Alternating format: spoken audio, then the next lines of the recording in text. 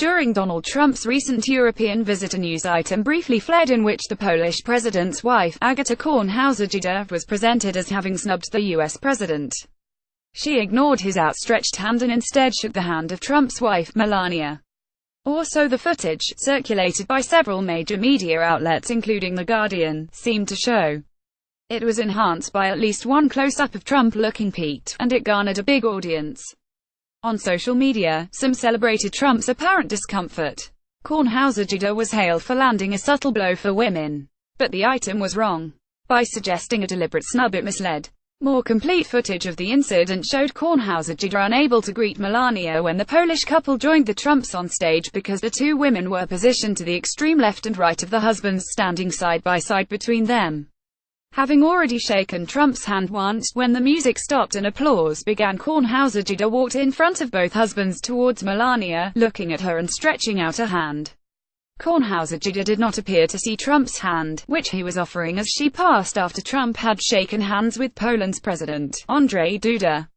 As soon as she had shaken Melania's hand, Kornhauser-Dziedzic turned and without hesitation accepted Trump's. When a reader drew attention to the way the edited version distorted what had taken place, I raised the issue with the relevant Guardian editors, and they immediately accepted the need to correct. Staff who put together the item for The Guardian told me they based it on wire service material from a regular and reputable source. In that material, the incident was already framed as an apparent snub.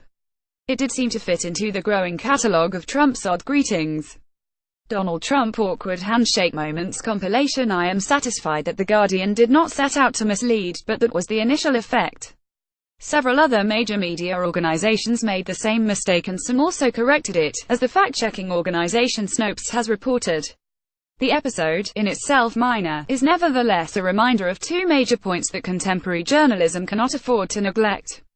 The first is the ease with which the label fake news can be applied with a superficial persuasiveness to flawed journalism. President Duda defended his wife on Twitter and exhorted followers to fight fake news. Second is the connection between trust and willingness to admit and correct significant error. Not new, of course, but in this period of serious challenge to the legitimacy of institutional journalism, it is worth restating. Readers know, from their own life experience, that all institutions are fallible. Institutions that pretend to infallibility merit wariness.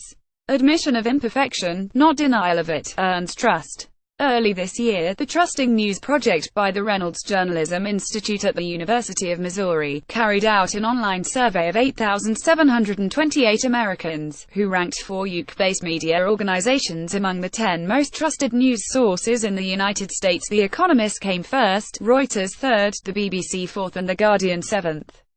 The methodology explains limitations, so caution is required with the results. The trust ranking is based on the proportion of trusted versus not trusted responses given about 39 news sources that were mentioned at least 10 times.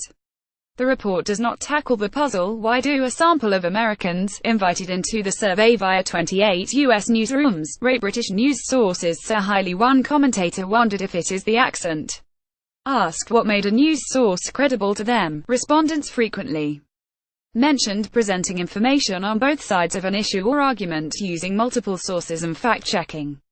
Trust is hard-won, easily lost.